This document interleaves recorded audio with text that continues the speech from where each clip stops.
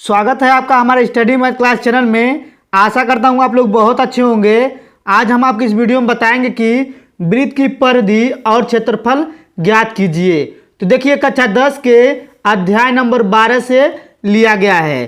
तो इसमें आपको दो क्वेश्चन बताया जाएगा जो आपके बोर्ड में आने वाला है। तो अगर आप लोग शुरू से लेकर लास्ट तक पूरा वीडियो देख लेंगे तो आपको वृत्त की परिधि और क्षेत्रफल ज्ञात करने आ जाएगा। तो चलिए हम पहला नंबर क्वेश्चन हल करके बताते हैं। आप देखिए इसमें पहला नंबर क्वेश्चन लिखा हुआ है, दो वृत्तों की त्रिज्याएं क्रमशः 19 सेंटीमीटर और 9 सेंटीमीटर है।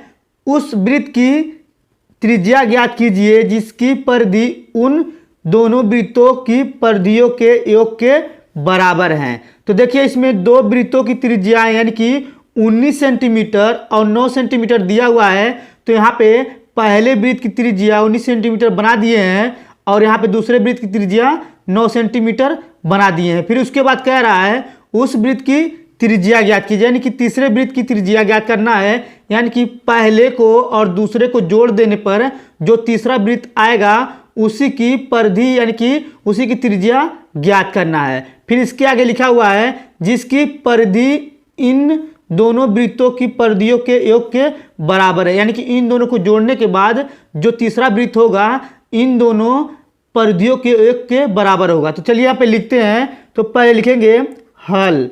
हल लिखने के बाद क्या करेंगे, यहाँ पे सिंपल तरीके से लिखेंगे पहले वृत्त की त्रिज्या, यानी कि पहले वृत्त की त्रिज्या यानी कि हो जाएगा आपका R1 बराबर 19 सेंटीमीटर। ठीक है, यानी कि ये पहले वृत्त की त्रिज्या हो गया। फिर इसके बाद लिखेंगे यहाँ पे सिंपल तरीके से दूसरे वृत्त की त्रिज्या, यानी कि दूसरे वृत्त की त्रिज्या आपका हो जाएगा R2 बराबर 9 सेंटीमीटर। तो 9 सेंटीमीटर यहाँ पे लिख देंगे। ठीक है, फिर देखिए यहाँ पे क्या करना है, तीसरे वृत्त की त्रिज्या ज्ञात करना है। तो यहाँ पे लिखेंगे तीसरे वृत्त की त्रिज्या, यानी कि तीसरे वृत्त की त्रिज्या नहीं दिया हुआ है तो इसको लिख देंगे यानी कि R3। ये आपका R2 था, ये R3 ज्ञात करना तो क्वेश्चन मार्क लगा देंगे।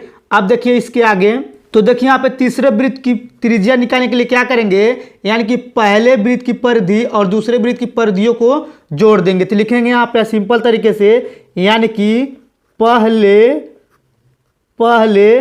वृत्त की परिधि, यानी कि पहले वृत्त की परिधि प्लस यानी कि हो जाएगा आपका दूसरे वृत्त की परिधि, यानी कि पहले वृत्त की परिधि और दूसरे वृत्त की परिधि को जोड़ देने पर बराबर तीसरा वृत्त बनेगा। ठीक है, तो यहाँ पे हो जाएगा आपका यानी कि तीसरे वृत्त की परिधि, यानी कि तीसरे वृत्त की परिधि हमको यानी इसकी त्रिज्या निकालना है। तो देखिए पहले वृत्त की परिधि होता है आपका यानी कि 2 पाई R1 हो जाएगा प्लस, यानी कि दूसरे वृत्त की परिधि हो जाएगा आपका 2 पाई R2 हो जाएगा बराबर यहाँ पे तीसरे वृत्त की परिधि यानी कि लिखेंगे 2 पाई R3 हो जाएगा। ठीक है, इतना आपको समझ में आ रहा होगा। अब देखिए इन दोनों में क्या कॉमन है, यानी देखिए यहाँ पे 2 पाई इन दोनों में है। तो क्या करेंगे, सिंपल तरीके से 2 पाई बाहर ले लेंगे तो आपका बचेगा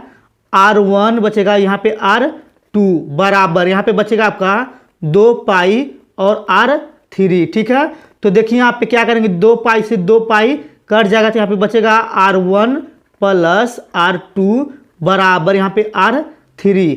तो क्या करना है, यानी कि पहले वृत्त की त्रिज्या दिया 19 सेंटीमीटर। तो सिंपल तरीके से लिखेंगे 19 प्लस, अब देखिए यहाँ पे दूसरे वृत्त की त्रिज्या 9 सेंटीमीटर दिया है तो लिखेंगे 9 बराबर R3। ठीक है, अब इसको जोड़ देंगे तो आपका आ जाएगा 28 बराबर यानी कि R3। ठीक है, यानी कि ये आपका सेंटीमीटर हो गया, यानी कि ये पहला नंबर आंसर हो गया। तो चलिए अब दूसरा बताते हैं।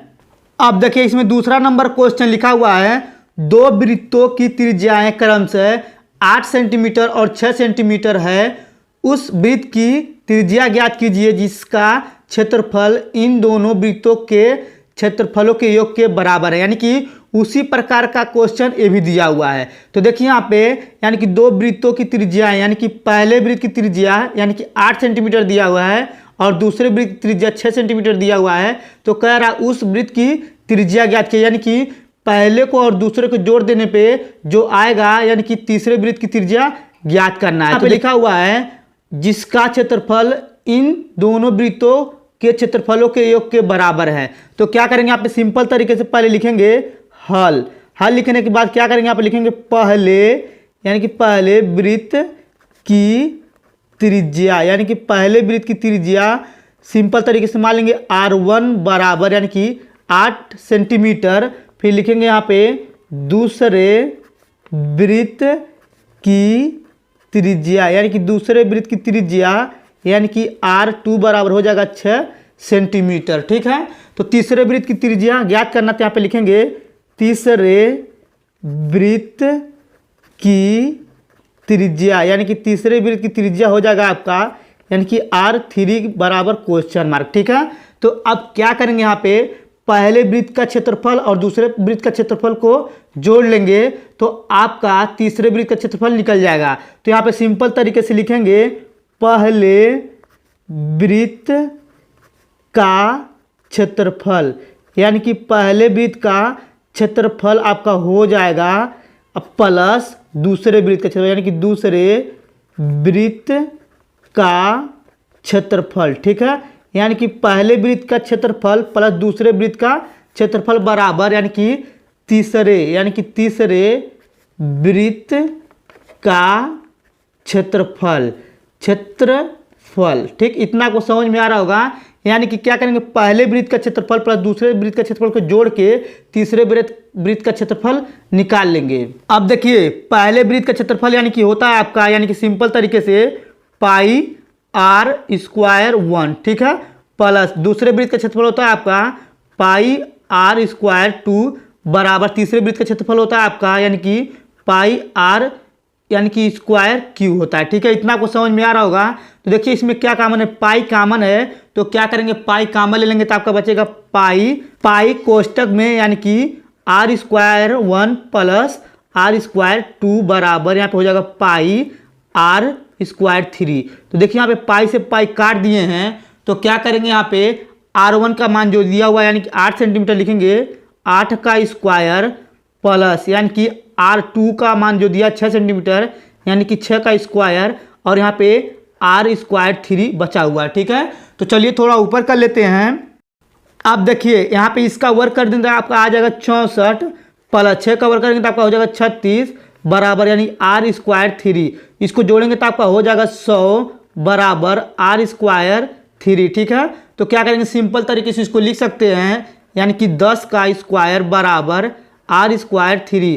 तो देखिए यहाँ पे स्क्वायर से स्क्वायर काट देंगे तो आपका आ जाएगा यहाँ पे R3 बराबर 10 सेंटीमीटर स्क्वायर। ठीक है, यानी कि ये आपका त्रिज्या निकल गया, यानी कि तीसरे वृत्त की त्रिज्या ये निकल गया है। ठीक है, अगर ये वीडियो आपको पूरा समझ में आ गया होगा तो वीडियो को लाइक और कमेंट जरूर कर दीजिएगा। अगर आप लोग मेरे चैनल पर नहीं होंगे तो चैनल को सब्सक्राइब जरूर कर दीजिएगा। तो